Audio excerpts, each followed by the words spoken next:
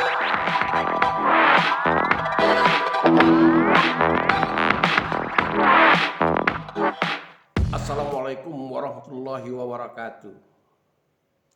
Berjumpa lagi dengan saya Safrial dalam menulis kreatif. Setiap saya mau menulis atau membuat video konten ini, saya semakin rindu ingin ketemu dengan Anda dari berbagai universitas. Kita membangun rasa kebangsaan, rasa persaudaraan kita sebagai orang Indonesia. Saya tidak memandang kita ini seperti dosen dengan mahasiswa, tapi Anda adalah sahabat saya yang kebetulan sekarang baru ketemu. Mudah-mudahan perjalanan persaudaraan antara kita itu berjalan dengan bagus. Baiklah, sebagai orang beragama, kita selalu menyerahkan diri kepada Allah Subhanahu wa taala, Tuhan yang Maha Esa yang menguasai diri kita ini. Mudah-mudahan Allah merestui pertemuan kita dan memberikan hidayah apa-apa yang mau kita bicarakan pada pertemuan kita menulis kreatif. Salawat dan salam kita aturkan kepada Nabi besar Muhammad SAW. Allahumma sholli ala Muhammad wa ala ali Muhammad. Assalamualaikum ya Rasulullah. Saudara-saudara sekalian, pada perbincangan yang dahulu kita sampai pada kerangka karangan. Bahkan kita sudah mulai menjamah pada paragraf. Kemudian saya jadi berpikir, kenapa tidak kita memilahnya dulu, memfokuskannya dulu kepada bentuk yang unik, yaitu puisi. Karena fiksi dan non-fiksi yang naratif itu lebih luas penggunaan bahasanya dibandingkan genre atau ragam puisi.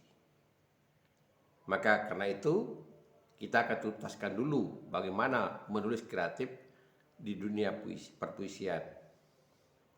Saudara-saudara sekalian, saya ingin mengajak kita semua untuk memahami dulu pemahaman terhadap puisi. Kalau saya bicarakan puisi, maka Anda pastilah bagi yang sudah belajar dengan sastra mengingat kata yang puitis. Jadi puisi identik punya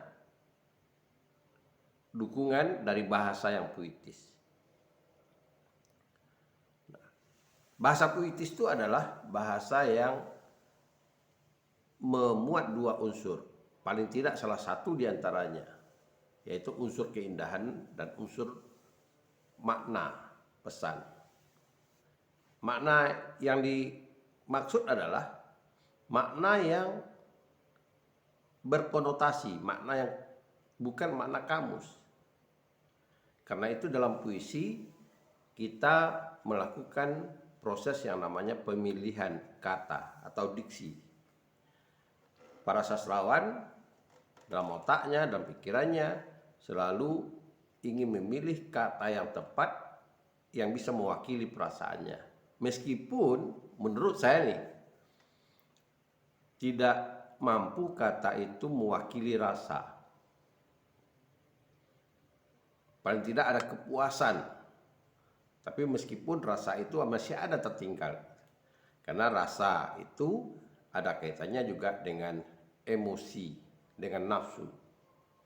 Saudara-saudara sekalian, nah kita bicara menulis kreatif berkaitan dengan bidang puisi. Kalau kemarin di konten pertama kita bicara tentang huruf, kata, kreativitas, sekarang kita bicara kata yang indah dan yang berkonotasi.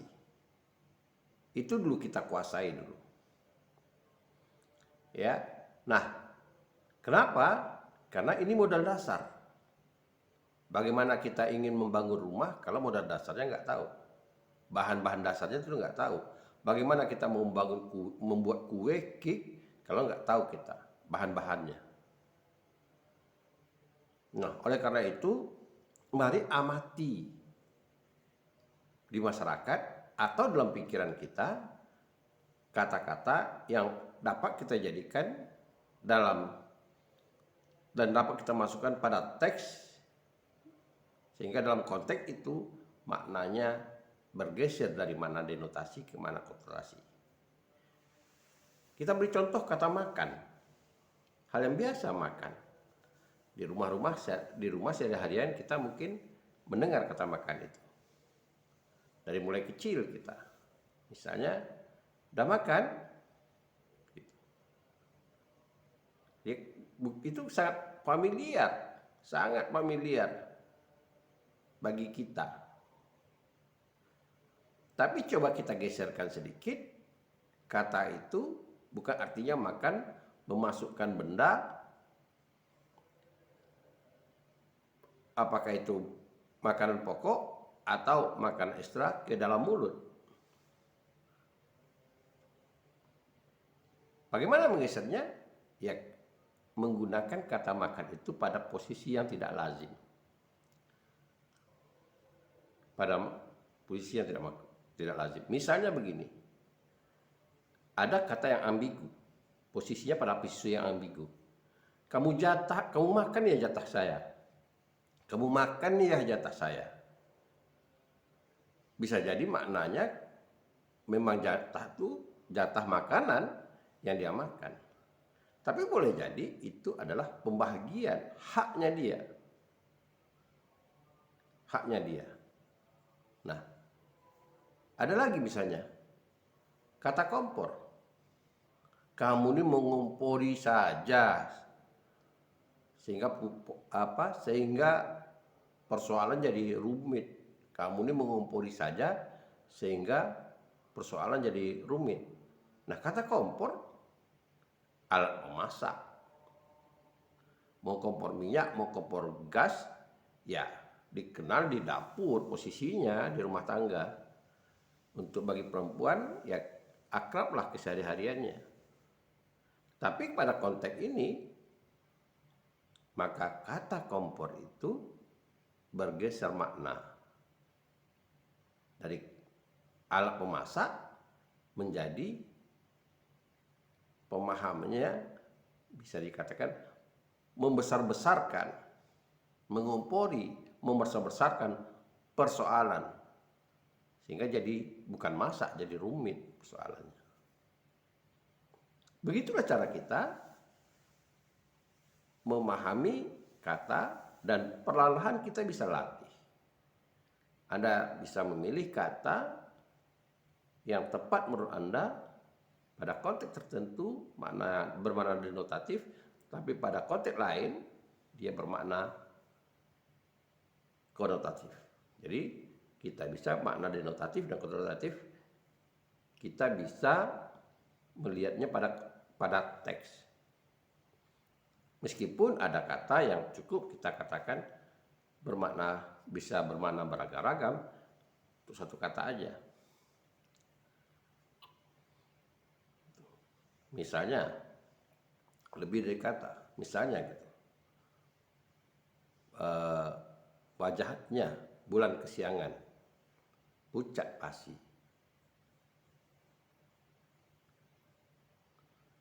Pucat pasi. Itu bulan kesiangan kita katakan.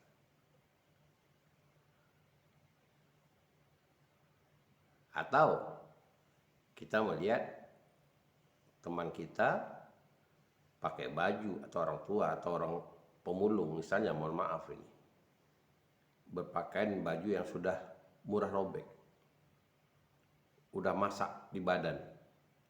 Jadi kita bisa mengatakan bajumu sudah masak di badan, murah merekah, murah koyak, bajumu masak di badan. Artinya bajunya sudah itu terus ya dipakai.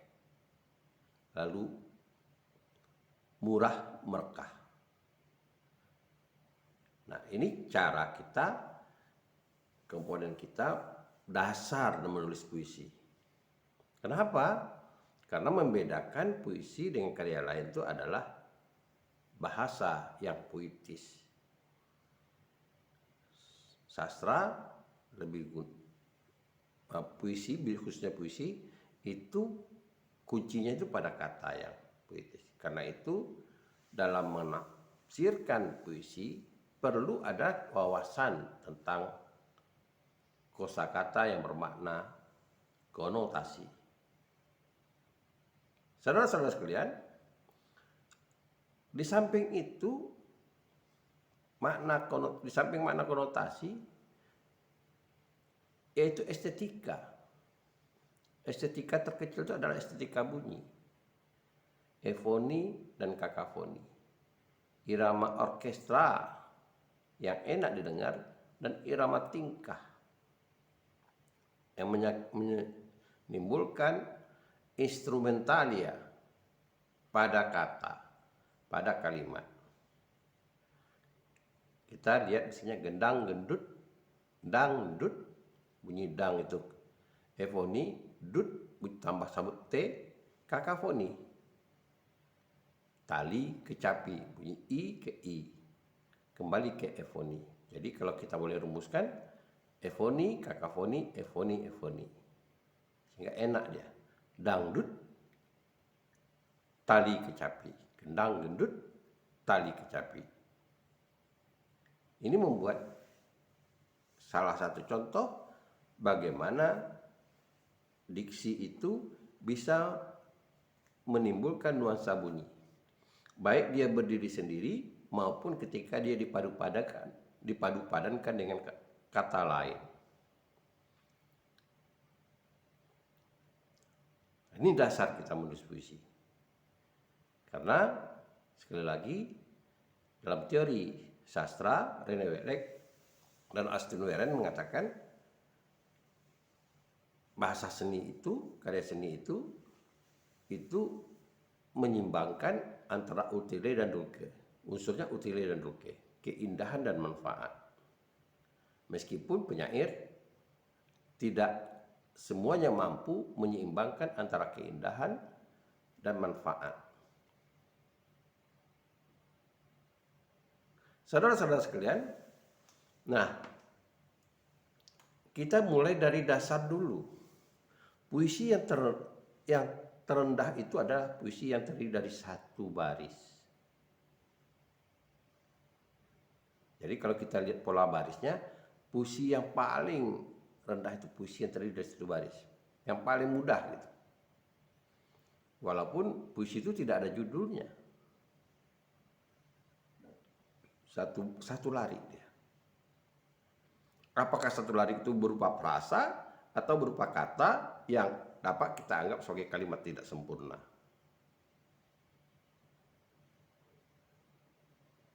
Kita beri contoh. Sajaknya Luka Sutarji. Luka, judulnya Luka. Tapi isinya ha ha ha ha ha. Nah, kan hanya satu kata.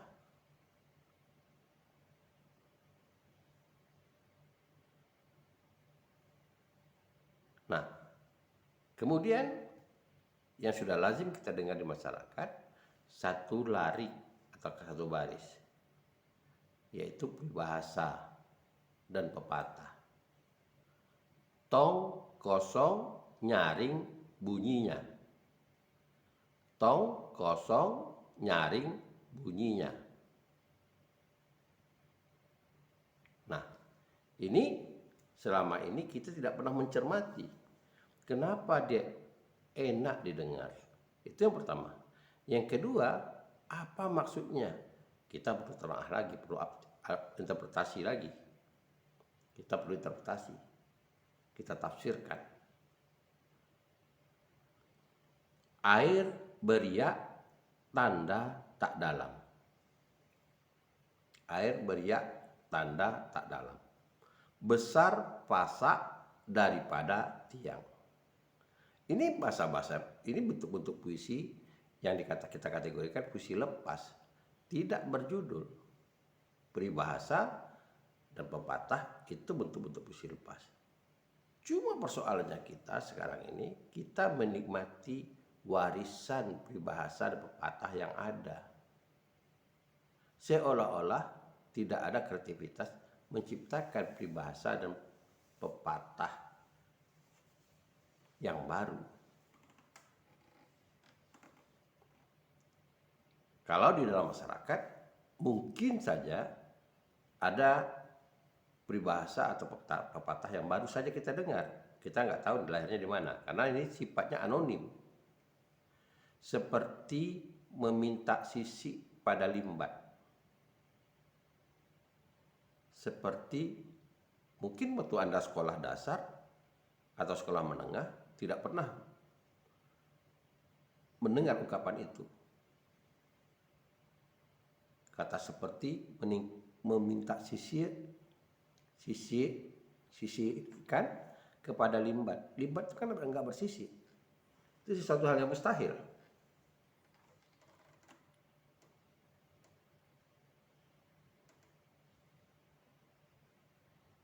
Nah, mungkin juga ada bentuk keadaan yang dijadikan ungkapan situasi diumpamakan dengan sesuatu yang terjadi. Bagaikan memanjat batang pinang di acara 17-an. Bagaikan meminjat batang pinang di acara 17-an. Karena batang pinang kalau di acara yang diasumsikan itu batang pinang yang betul-betul direkayasa. Bukan batang pinang yang tumbuh. Artinya siapa yang naik ditarik lagi, siapa yang naik melorot tarik lagi. Harus upaya untuk naik, yang lain bukan menolong untuk melorot lagi. Nah, sekali lagi pada Anda coba berlatih untuk ikut serta meramaikan peribahasa, pepatah, apakah itu ungkapan, karya-karya Anda. Ini bentuk kreasi. Jadi dimulai dari sebetulnya pada tingkat kata yang kita bisa memilih kata-kata yang mempunyai konotasi, makna konotasi. Tentu akan lebih jelas kata-kata itu kita masuk dalam konteks. Ada juga bentuk-bentuk ungkapan di masyarakat, misalnya buaya darat itu sudah familiar kita katakan. Kucing air sangat familiar untuk kalangan-kalangan komunitas tertentu.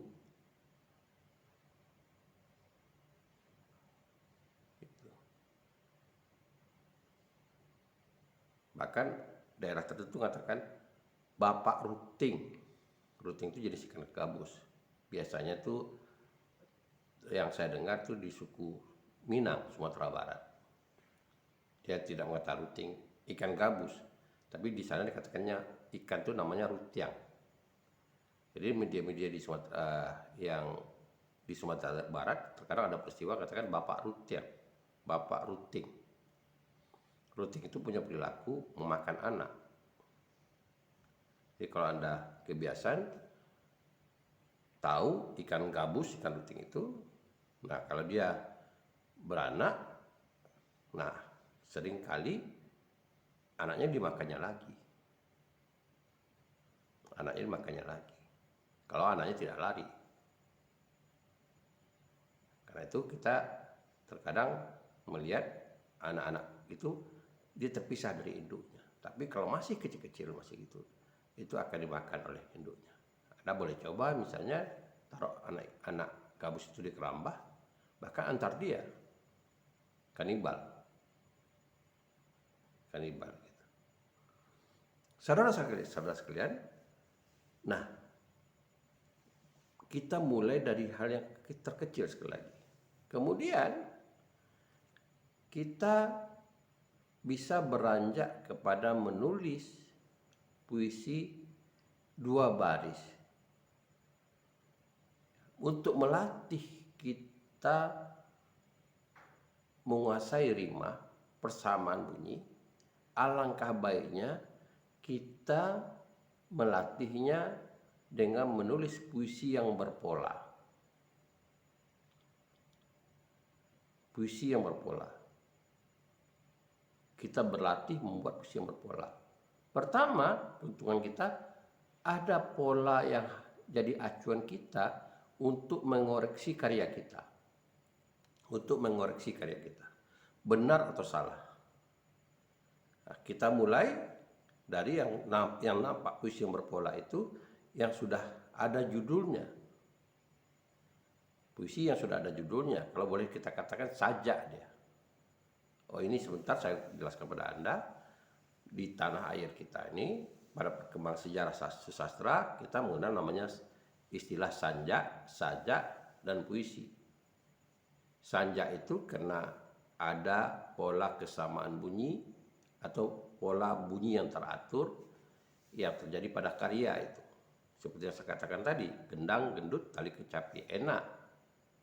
Jadi orang mengatakan dulu zamannya ini tulisannya bersanjak. Meskipun sebetulnya yang dilihat itu adalah pola sanjak pada lirik akhir dari sebuah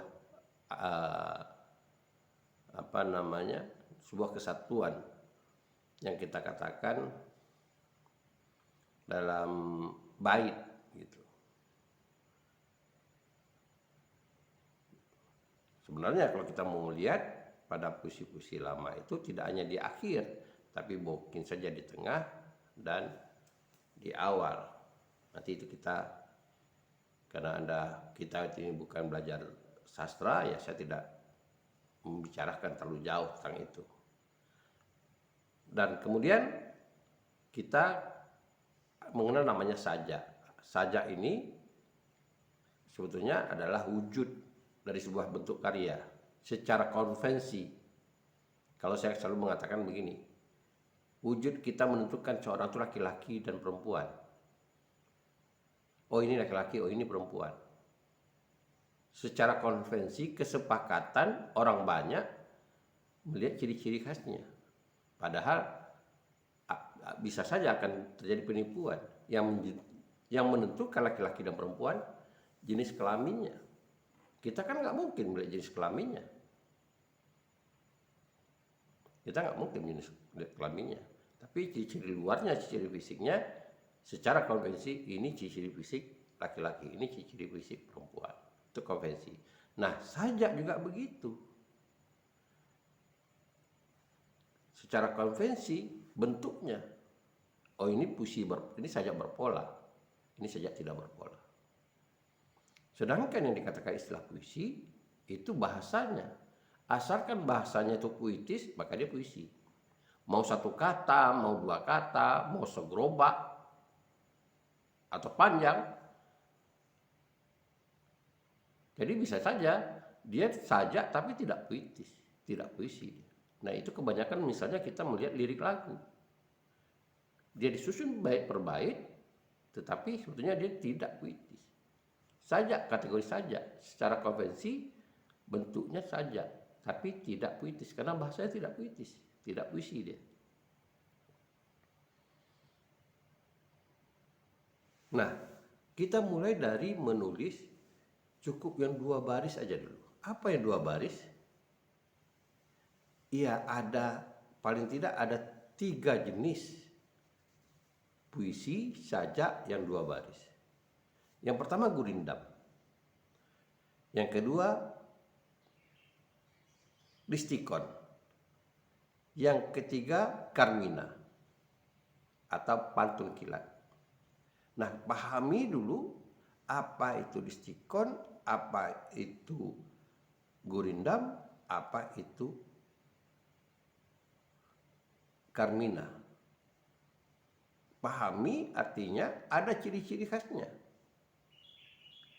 Oh, kalau dia karmina berarti 2 baris, baris pertama harus berbentuk sampiran, berperanan sebagai sampiran, pembayang. Baris kedua isi. Dan dia bersajakkan AA. Kecenderungan sajaknya. Kalau gurindam, dia isi semuanya. Tidak ada sampiran. sepertinya kebiasaannya hubungan sebab dan akibat. Pernyataan sebab dulu, kemudian akibat, atau pernyataan akibat ke sebab. Polanya situ, sebab akibat atau akibat sebab. Dua baris, bunyi akhirnya sama. Carmina juga begitu. Kalau di stikon tidak dibicarakan masalah apa yang jadi syarat di Carmina, apa yang jadi syarat di Gorindam. Yang penting di dua baris. Mana titik temu persyaratannya?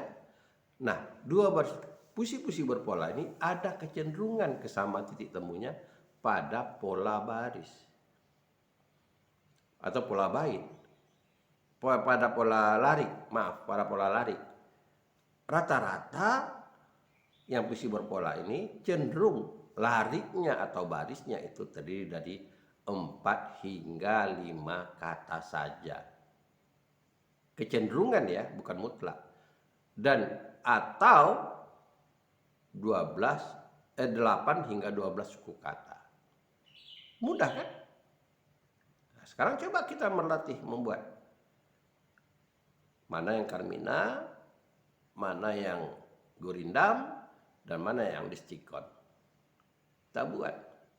Tadi dia ada 2 larik atau 2 baris, dan masing-masing itu terdiri dari 4 hingga 5 kata, dan kecenderungan bunyi akhirnya kalau distikon tidak ditentukan. Mau ngikut silahkan, yaitu bentuk AAAA atau serangkai, atau boleh dikatakan juga sajaknya kembar, sama. Nah, di samping itu kata yang tadi 4 hingga 5, upayakan ada penyelipan kata yang bermakna konotasi. Tentu tidak mungkin semua kata yang bermakna konotasi, tapi ada kata, mungkin kata kedua, mungkin kata ketiga, mungkin 1, mungkin lebih yang bermakna konotasi. Kalaulah itu Anda bisa mampu menghadirkan kata, berarti Anda punya pemilihan kata, diksi, dan lalu rima akhirnya Anda bisa tata kesamaan bunyi, maka Anda sudah mampu menulis sajak, mampu menulis puisi. Tapi kalau seandainya Anda tidak mampu memilih kata yang punya makna konotasi dan tidak mampu membangun keindahan kata atau rima, maka Anda akan gagal. Itu ukurannya. Jadi mari kita mulai menulis dari kata atau peribahasa, pepatah yang kita kategorikan 1 baris, puisi 1 baris, puisi lepas, kemudian puisi 2 baris dengan puisi yang berpola.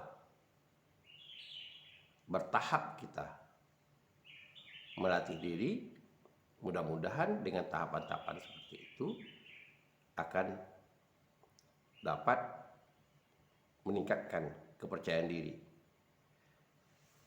Dalam masyarakat, di masyarakat kita sebetulnya sudah biasa yang namanya puisi orality, seperti tunjuk ajar. Di Melayu dikatakan, apa tanda Melayu jati? Kepada orang tua ia mengabdi. Nah, itu tidak bisa kita kategorikan dia pada, yang kalau boleh kita katakan dia pada distikon, ya. Melayu jati itu, jati yang dikatakan itu adalah makna yang bermakna konotasi, dan itu distikon.